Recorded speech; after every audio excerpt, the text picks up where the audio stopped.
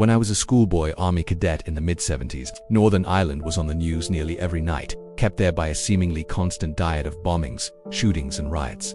As kids, we pretended we were in Belfast as we hard-targeted around cars and bus stops on our way home after drill nights, clutching pretend weapons in the shape of vaguely rifle-shaped bits of wood.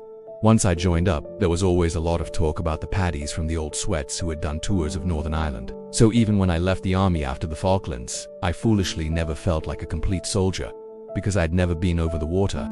Wanting to have a crack at that was one of the reasons I had re-enlisted. We flew to RAF Aldergrove in Belfast and were transported to HMP Maze in the back of soft canvas Bedford wagons with an RMP Land Rover at the front and another at the back for our protection. Perhaps they planned to keep the IRA at bay with their rulebooks. To say I didn't feel very safe in this mode of transport would be an understatement. More than once, and not for the last time, I found myself questioning my own sanity. The Maze, or Longkesh, the former RAF station as it used to be known on the outskirts of Lisburn, was a top security prison, the most secure in Europe, full of paramilitary murderers from both sides, the kind of boys who would shoot you as quickly as pick their nose. Security was tight, and you were always aware that you were a target yourself. We took over from a cavalry regiment that had written the usual stag on graffiti everywhere, and I soon found myself up one of the towers sited along the perimeter walls. You were there for 4 hours at a time, and all I can say is that if you had kept livestock in such conditions, you would have been prosecuted. A Land Rover would drop me off at the assigned tower where a junior NCO was supposed to frisk you to ensure you weren't carrying any contraband, girly mags, alcohol, Walkmans, etc., stashed in your respirator case. He would usually just ask me though, and I would lie through my teeth and proceed to the ladder. At the top of the ladder there would be a trapdoor, which gave access to the watchtower, your own personal urine-soaked airborne cell. At first I used to wrinkle my nose in disgust. Those cavalry bastards, why did they have to piss in there? Then I needed to piss myself and found there was no toilet, but there was an impressive array of weaponry. In addition to my personal weapon, there was an LMG with about 300 rounds, a baton gun or FRG federal riot gun, with plastic bullets, smoke grenades, a very pistol, a night sight and a radio military type. There were also binoculars, a logbook, and a small electric heater that sometimes gave off a modicum of heat, until you were forced to turn it off due to the stink of the sweat and other bodily fluids left there by the previous 1,000 occupants. For the first few stags, I did everything by the book.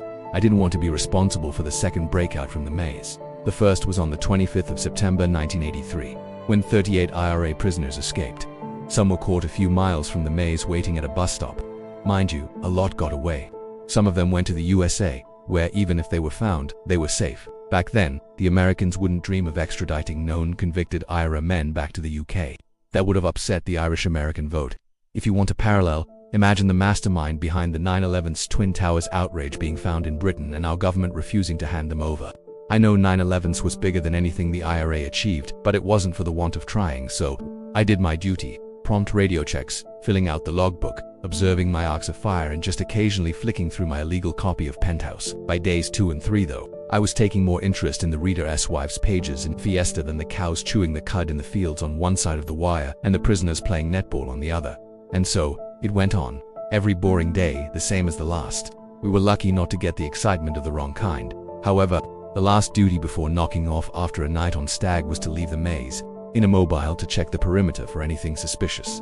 We would have been on duty for the last 12 hours, would be utterly shagged, and all we'd really have on our minds was climbing into our pits. I can't speak for other units, but while 3 to Regiment Royal Artillery were at the prison, this patrol was done at the same time every day, bang on 7 AM. Looking back, I am surprised and relieved that the IRA didn't have a crack at a very soft target. It didn't do my morale much good when I spent time on stag on the main gate with a prison officer who had just earned twice in a week what I would take home in a month. Mind you, they deserved it. They had to live there. After a while, any glamour the place might have had in my mind had worn off. I'd stand there thinking, what an idiot. I can't believe I volunteered for this shit. They say never volunteer for anything. The nicks still get caught out by who can ride a motorbike.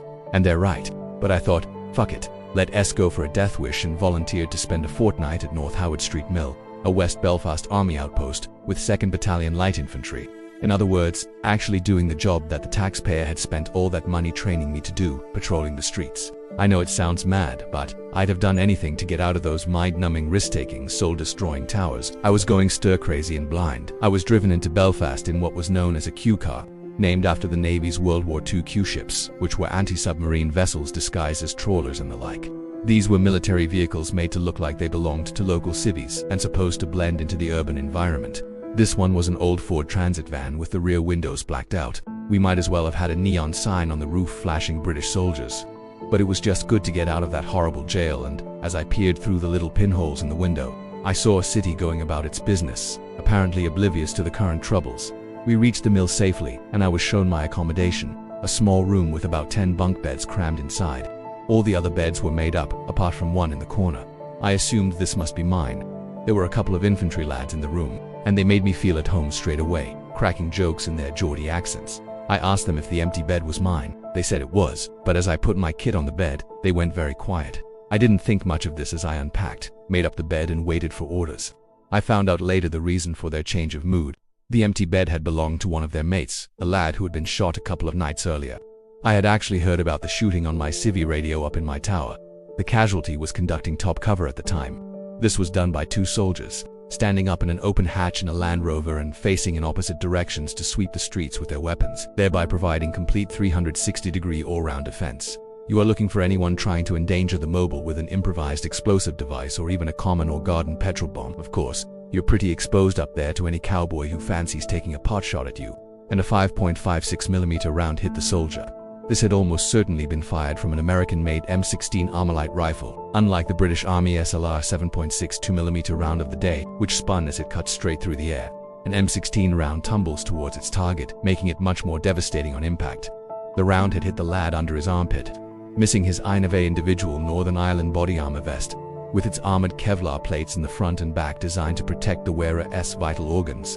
Once inside, it had bounced around off a few ribs before traveling down his torso and, amazingly, exiting behind his knee. He didn't realize that he'd been hit at first, and it was only when he felt the dampness of the blood that the pain hit him and he passed out. The locals soon realized that a Brit had been hit and began cheering and throwing bricks in the usual supply of petrol bombs. An ambulance was called, but they stopped it by blocking the street.